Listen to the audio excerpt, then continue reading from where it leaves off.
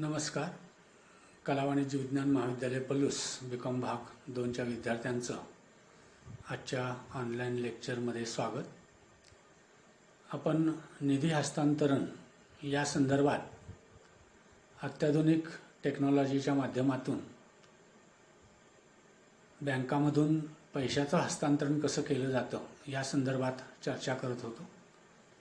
त्यामध्ये आधुनिक काळातील सर्वात प्रसिद्ध असणारी प्रचलित असणारी पैसे हस्तांतरणाची अत्याधुनिक जी सुविधा ज्याला आपण NEFT असं म्हणतो, या संदर्भात आपण कालच्या तासाला चर्चा केलेली आहे.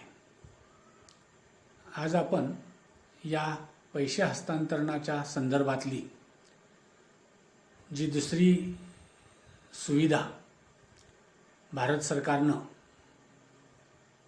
केलेली आहे त्या संदर्भात आपण चर्चा करणार आहोत. त्याचं नाव आहे RTGS, ज्याला आपण तात्काळ पैसे हस्तांतरण सुविधा किंवा real time gross settlement RTGS असं म्हणतो. तर या RTGSच्या संदर्भात आपण चर्चा करणार आहोत. त्यानंतर NEFT आणि RTGS या दोन्हीमध्ये नेमके फरक काय आहेत याची चर्चा करणार आहोत. आणि त्यानंतर भारतीय पेमेंट निगम NPCI National Payment Corporation of India ही जी भारत सरकारची संस्था आहे, ज्याच्या अंतर्गत या सगळ्या अत्याधुनिक निधी हस्तांतरण सुविधा निर्माण केलेल्या आहेत, त्याच्या संदर्भात आपण चर्चा करणार आहोत. तर पहिल्यांदा आपल्याला RTGS म्हणजे काय, त्याला तात्काळ निधी निपटान पद्धती किंवा तात्काळ निधी निपटान पद्धती असं म्हटलेलं आहे. रिअल टाईम ग्रॉस सेटलमेंट, त्यालाच आपण शॉर्ट फॉर्ममध्ये RTGS असं म्हणतो. भारत सरकारनं 2004 ही भुगतान प्रणाली सुरू केली, पेमेंट सिस्टीम आपल्याकडे सुरू केली. आणि या प्रणालीद्वारे बँका आपल्याकडील निधी स्वतःच्या खात्यामधून इतर बँकांच्या खात्यामध्ये इलेक्ट्रॉनिक संदेश प्रक्रियेद्वारे तात्काळ हस्तांतरित करू शकतात. सर्वसाधारण बँकिंग ग्राहकसुद्धा शुल्क अदा करून ही प्रणाली वापरू शकतात.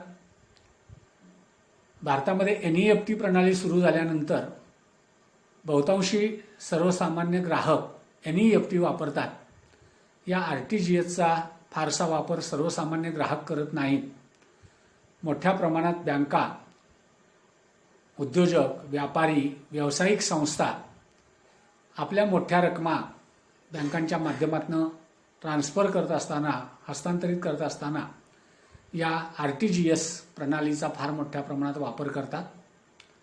आता ही नेमकी प्रणाली काय आहे, तर ही RTGS नावाची जी प्रणाली आहे ती तात्काळ एकल तत्वावर काम करते. म्हणजे एखाद्या ग्राहकानं बँकेमध्ये RTGSच्या माध्यमातून पैसे पाठवण्यासाठीचा अर्ज दिला की ताबडतोब त्याचा अर्ज वैयक्तिकरित्या स्वतंत्रपणे प्रोसेस केला जातो आणि ताबडतोब हे पैसे संबंधित व्यक्तीच्या बँक खात्यामध्ये जमा होतात.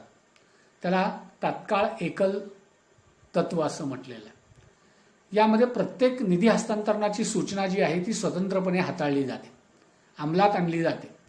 आणि अशा निधीचे हस्तांतरण हे पूर्ण आणि अंतिम स्वरूपामध्ये होते. म्हणजे एखाद्या ग्राहकानं असं पैसे हस्तांतर करायसाठी RTGSच्या माध्यमातून सूचना केल्यानंतर अशा येणाऱ्या प्रत्येक सूचना स्वतंत्रपणे तात्काळ अंमलात आणल्या जातात आणि तात्काळ ते पैसे संबंधित बँकेच्या खात्यामध्ये, संबंधित लाभार्थ्याच्या खात्यामध्ये या आधुनिक संदेश प्रणालीच्या माध्यमातून त्या ठिकाणी पाठवले जातात. याच्यामध्ये प्रत्येक सूचना स्वतंत्रपणे हाताळली जात असल्यामुळं NEFT सारखं संपूर्ण 1 तास त्या ठिकाणी थांबावं लागत नाही किंवा एका तासात सगळे होणारे एकत्र येणारे संदेश त्या ठिकाणी एकत्र प्रोसेसिंग केली जात नाही. तर RTGSमध्ये प्रत्येक संदेश स्वतंत्रपणे प्रोसेस केला जातो आणि तात्काळ त्याची अंमलबजावणी केली जाते. याचं वैशिष्ट्य म्हणजे याच्यामध्ये एकदा सूचना दिल्यानंतर ती मागं घेता येत नाही. एकदा तुम्ही RTGSची संदेश पाठवला की तो परत घेता येत नाही.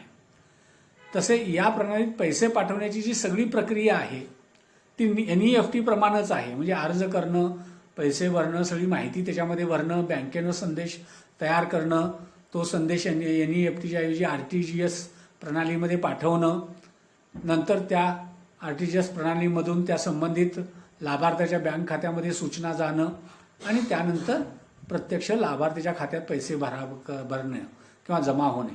म्हणजे NEFTमध्ये जी प्रक्रिया आहे तीच RTGSमध्ये केली जाते. फक्त त्याच्यामध्ये फरक हा आहे की RTGSमध्ये प्रत्येक सूचना स्वतंत्रपणे प्रोसेस केली जाते.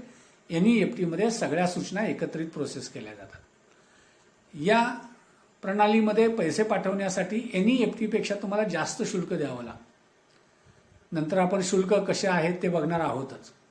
आणि या प्रणालीमध्ये तुम्हाला जर पैसे पाठवायचे असतील तर कमीत कमी 2 लाख अथवा त्याच्यापेक्षा जास्त रक्कम तुम्हाला पाठवावी लागते.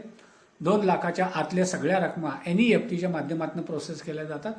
2 लाखाच्या पुढच्या ज्या रकमा आहेत त्या RTGS प्रणालीच्या माध्यमातून शक्यतो पाठवल्या जातात. त्यानंतर NEFT आणि RTGS या 2 पद्धतीमध्ये जर काही कारणामुळं उदाहरणार्थ लाभार्थ्याचं खातं नसणं, चुकीची माहिती देणं किंवा इतर कारणामुळं निधी हस्तांतरित जर पूर्ण झालं नाही तर अशी रक्कम नियमानुसार ठराविक काळात त्या पैसे पाठवणाऱ्या व्यक्तीच्या खात्यात पुन्हा जमा होते आणि तशा सूचना त्या संबंधित बँकेमार्फत खातेदाराला किंवा त्या पैसे पाठवणाऱ्या व्यक्तीला दिल्या जातात. आता या दोन्हीमध्ये NEFT आणि RTGS नेमके फरक काय आहेत ते फरक आपल्याला पहिल्यांदा विचारात घ्यावे लागतील आणि नंतर आपण इतर पैसे पाठवण्याच्या सुविधा काय आहेत त्याच्याशी चर्चा करू. तर त्याच्यामध्ये पहिला फरक आहे तो म्हणजे वापरकर्त्याच्या बाबतीमध्ये. NEFTचा वापर साधारणपणे बँक खातेधारक आणि सर्वसामान्य व्यक्ती कुणीही करू शकतो. RTGSमध्ये मात्र प्रामुख्यानं व्यापारी, उद्योजक संस्था, व्यावसायिक संस्था, बँका, वित्तीय संस्था आणि काही सामान्य बँक खातेदारक हे RTGSचा वापर करतात. म्हणजे NEFT सर्वसाधारण कुणीही वापरू शकतो. RTGSमध्ये मात्र शक्यतो मोठ्या रकमा पाठवणाऱ्या व्यक्ती त्याच्यामध्ये RTGSचा वापर करतात. दुसरं, बँक खातं असण्याची गरज आहे का? तर NEFTमध्ये आता याच्यामध्ये पैसे पाठवणारा आणि पैसे स्वीकारणारा लाभार्थी असे 2 घटक आहेत.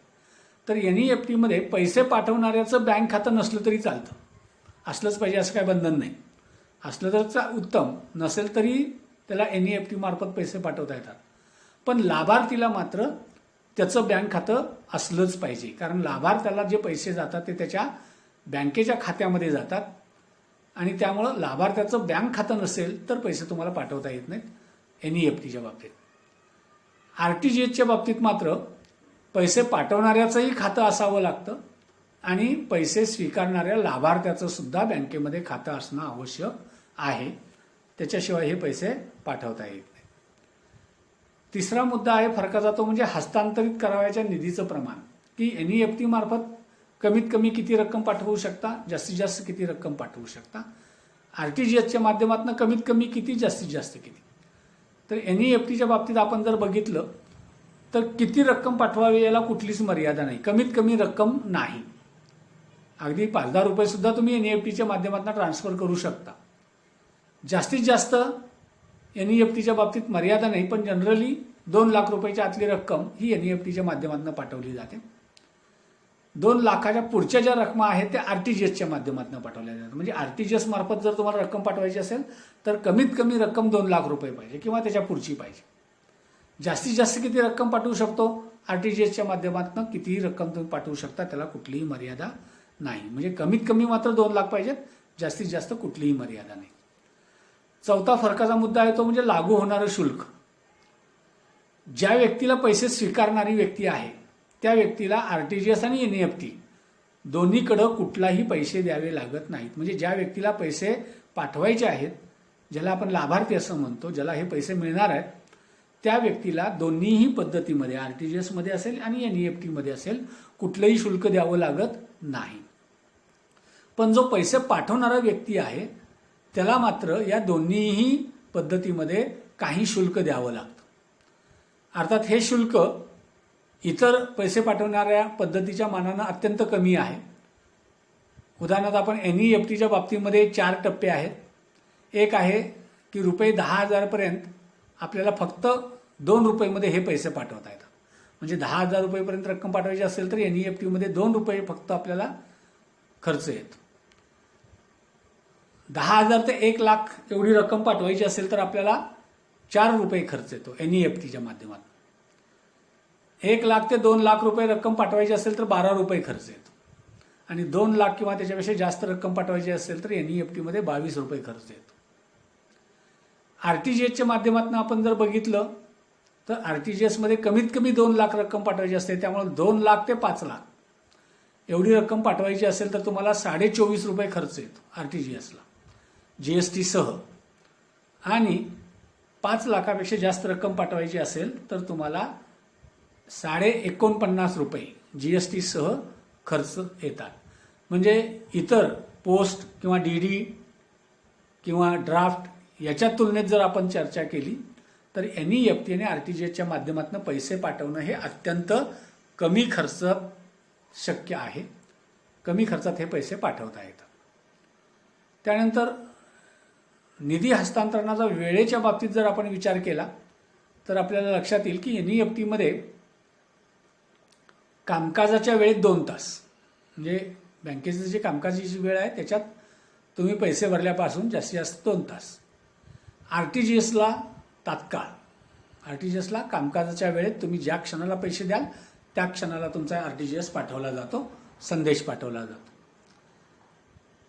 प्रणाली कामकाज स्वरूप याच्यामध्ये जर आपण चर्चा केली तर 1 तासाच्या वेळेत ज्या सूचना प्रणालीकडे जमा होतात अशा सूचनावर प्रक्रिया NEFTमध्ये केली जाते. म्हणजे NEFTमध्ये तात्काळ पैसे पाठवले जात नाहीत, तर बँक साधारणपणे 1 तासाचा कालावधी बघते. 1 तासाच्या कालावधीमध्ये जेवढ्या लोकांचे NEFTचे अर्ज असतील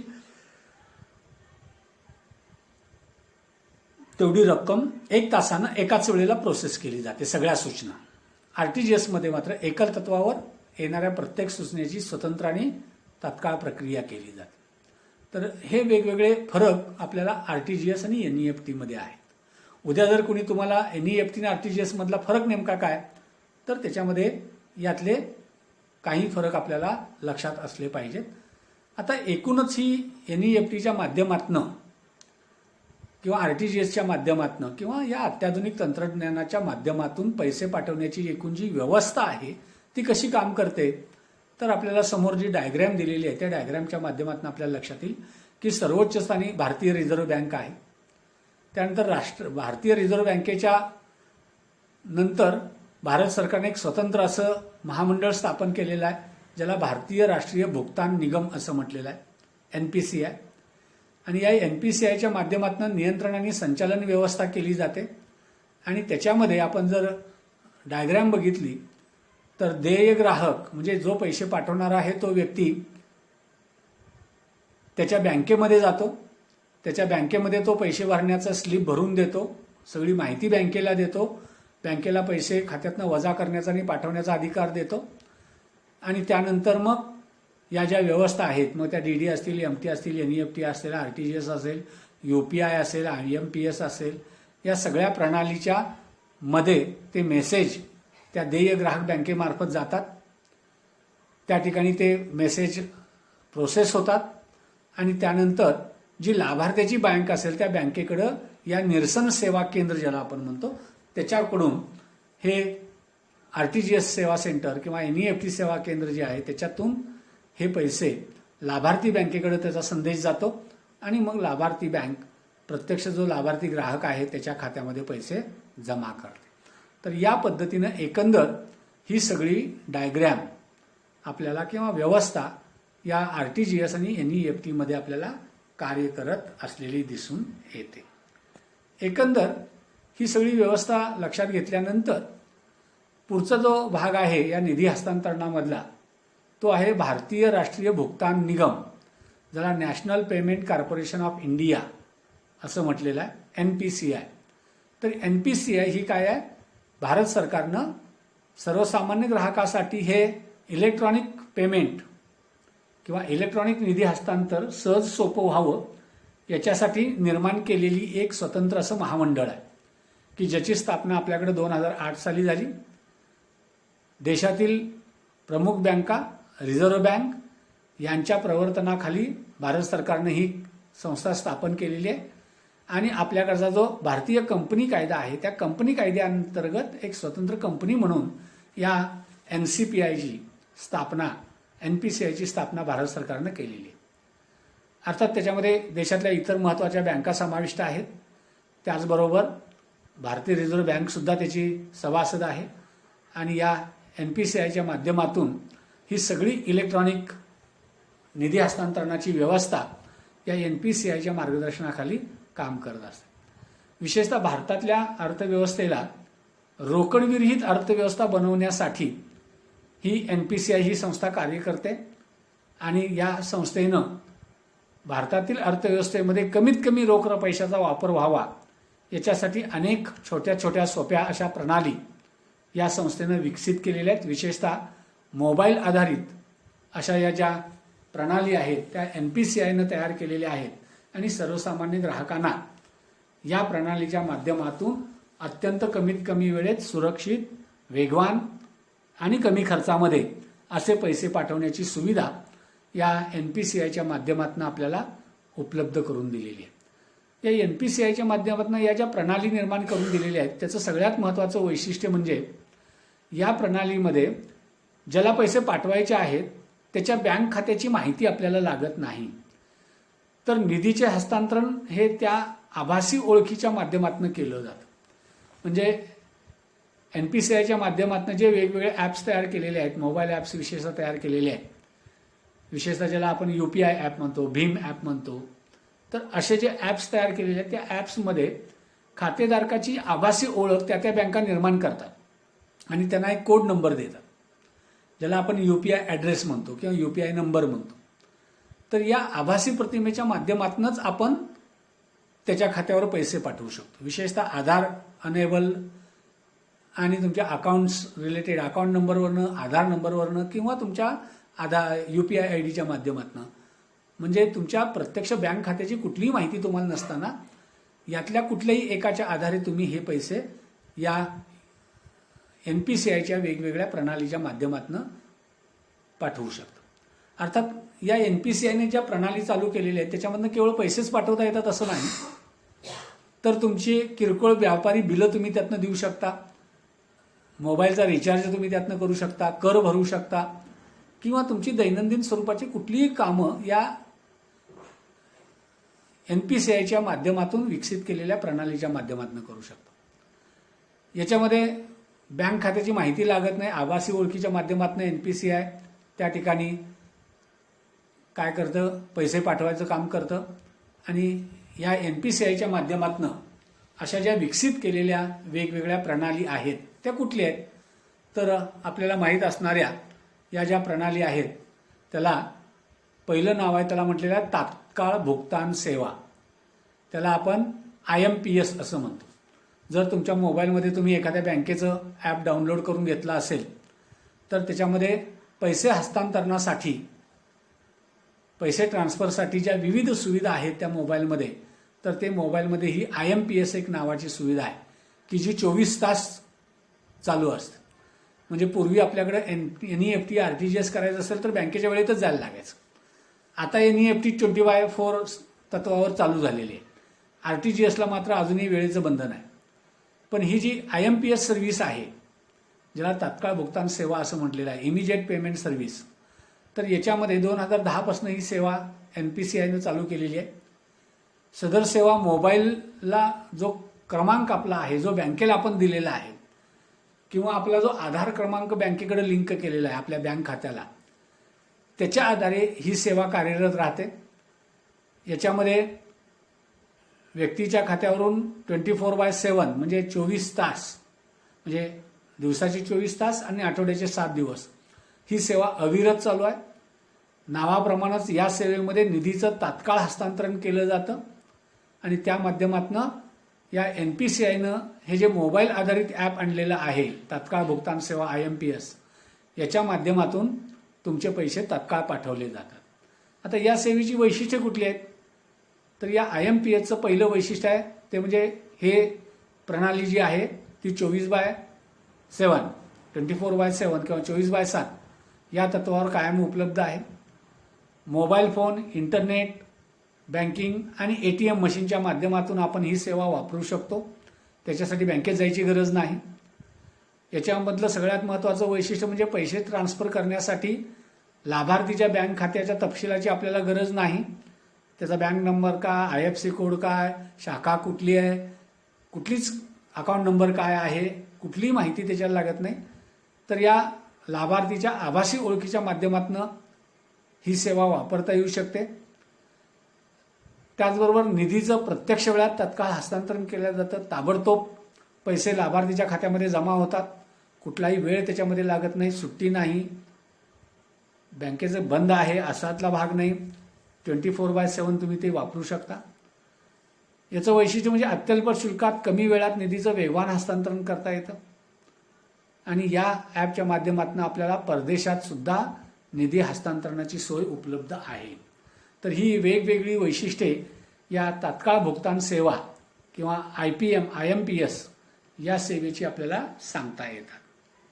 त्यानंतर पुढची सेवा जी या NPCIनं चालू केलेली आहे, प्रणाली चालू केलेली आहे, त्याला UPI पेमेंट सर्व्हिस असं म्हटलेलं आहे, युनिफाईड पेमेंट इंटरफेस. तर या UPIच्या माध्यमातून आपण पैसे पाठवू शकतो. विशेषतः स्मार्टफोन आणि इंटरनेट याच्या माध्यमातून हे जे UPI ॲप तयार केलेले आहेत NPCIच्या माध्यमातून आणि बँकांच्या माध्यमातून, तर त्या UPI ॲपचा वापर करून आपण आंतरबँक निधी तात्काळ हस्तांतरणाची सोय सदर सेवेमार्फत आपल्याला 2016 पासून उपलब्ध झालेली आहे. म्हणजे UPI शब्द आपण ऐकतो सगळीकडे, आता UPIच्या माध्यमातून पैसे पाठवता येतात. भीम ॲप आपल्याला त्याचं साधं उदाहरण आहे. या भीम ॲपच्या माध्यमातून आपण जे पैसे पाठवतो ते ही UPI सेवा आहे. त्याचबरोबर अनेक बँकांनी या भीम ॲपला संलग्न असे आपले UPI ॲड्रेस तयार केलेले आहेत, UPI ॲप तयार केलेले आहेत आणि आपल्या ग्राहकांना स्वतंत्र असे UPI ID या बँका देतात आणि त्या माध्यमातून आपण ही बँकांची सेवा वापरू शकतो. आता या UPI सेवेची वैशिष्ट्ये काय आहेत? तर लाभार्थ्याच्या बँक खात्याची इथेही तपशिलाची गरज असत नाही. डायरेक्ट UPIच्या ॲपमधून तुम्ही त्याच्या कॉन्टॅक्ट नावावरनं, त्याच्या अकाउंट नावावरनं तुम्ही ते काय करू शकता, पैसे पाठवू शकता. त्यानंतर केवळ मोबाईल प्लॅटफॉर्मचा याच्यासाठी वापर केला जातो. UPI सर्व्हिस ह्या फक्त मोबाईलवरच उपलब्ध आहेत. मोबाईलच्या माध्यमातूनच तुम्हाला ती सेवा वापरता येते आणि जनरली स्मार्टफोन जे आहेत त्याच्या माध्यमातून ही सेवा आपल्याला सहजासहजी वापरता येते. प्रतिदिवशी आपण 1 लाख रुपये याप्रमाणे या UPIच्या माध्यमातून ट्रान्सफर करू शकतो. दिवसाला बंधन आहे, 1 लाख रुपये रक्कम आपण जास्तीत जास्त ट्रान्सफर करू शकतो. याच्यासाठी जे शुल्क आहे ते अत्यल्प आहे, आपल्याला माहीत पण होत नाही, एवढं अल्प शुल्क याच्यासाठी वापरलं जातं. आणि या सेवेचा वापर बँका, खातेधारक त्यांच्या बँकेत निर्माण केलेल्या UPI ॲडच्या माध्यमातून किंवा भीम ॲपच्या माध्यमातून करू शकतो. म्हणजे तुम्ही जर भीम ॲपला डाउनलोड केलं तर त्याच्यामध्ये सगळ्या बँका समाविष्ट आहेत. त्या बँकांच्या माध्यमातून आपले व्यवहार कुठल्याही बँकेच्या खात्यात असू देत, बँकेत असू देत, ते भीम ॲपच्या माध्यमातून करू शकतो आपण. किंवा प्रत्येक बँकेनं आता स्वतःचं भीम ॲप तयार केलेलं आहे, UPI ॲप तयार केलेलं आहे. त्या ॲप आपल्या मोबाईलवर डाउनलोड करून आपण त्याच्या माध्यमातून ही सेवा वापरू शकतो. त्याचबरोबर आपल्याला UPI या NPCIनं +99# या नावाची एक सेवा या मोबाईलच्या माध्यमातून सुरू केलेली आहे. त्याला USSD सेवा म्हटलेलं आहे आणि त्याच्या माध्यमातून आपण सहजासहजी पैसे वापरू शकतो, पाठवू शकतो. त्याचबरोबर आता आधार सक्षम भुगतान प्रणालीसुद्धा आपल्याकडं निर्माण केलेल्या आहेत. अनेक गावामध्ये आपण बघतो की बँकांच्या ऐवजी आता अशा एजन्सी निर्माण झालेल्या आहेत बँकांचंच काम करणाऱ्या. त्यांना बँकांचे सेवादूत असं म्हटलेलं आहे. तर त्या आधार अनेबल्ड म्हणजे आपलं आधार कार्डच्या माध्यमातून आपण पैसे काढू शकतो, निधी हस्तांतरित करू शकतो. तर अशी आधार सक्षम भुगतान प्रणाली AEPS, आधार अनेबल्ड पेमेंट सिस्टीम, तर त्याचाही वापर या निधी हस्तांतरणासाठी केला जातो. तर या पद्धतीनं निधी हस्तांतरणाच्या संदर्भात या ज्या अत्याधुनिक सुविधा आहेत, म्हणजे पूर्वीच्या DD, TT, PT, MT या सोडून मोबाईलच्या आधारे, तंत्रज्ञानाच्या आधारे त्वरित, सुरक्षित आणि वेगवान पैसे पाठवण्यासाठी, कमी खर्चात पैसे पाठवण्यासाठी ज्या वेगवेगळ्या भुगतान सुविधा, निधी हस्तांतरणाच्या सुविधा निर्माण केलेल्या आहेत त्याची चर्चा आपण या तासाला केलेली आहे. त्याच्यामध्ये प्रामुख्यानं 4-5 प्रकारच्या या निधी हस्तांतरणाच्या सुविधा आहेत. एकाला आपण NEFT म्हणतो, दुसऱ्याला RTGS म्हणतो आणि NPCIच्या माध्यमातून, UPI ॲपच्या माध्यमातून आपल्याला पैसे पाठवता येतात आणि त्याचबरोबर आपल्याला IMPS इमिजिएट पेमेंट सर्व्हिसच्या माध्यमातून सुद्धा पैसे ताबडतोब पाठवता येतात. तर या वेगवेगळ्या निधी हस्तांतरणाच्या पद्धती आहेत. या ठिकाणी आपण थांबूया. सर्वांनी घरी राहा, सुरक्षित राहा. धन्यवाद.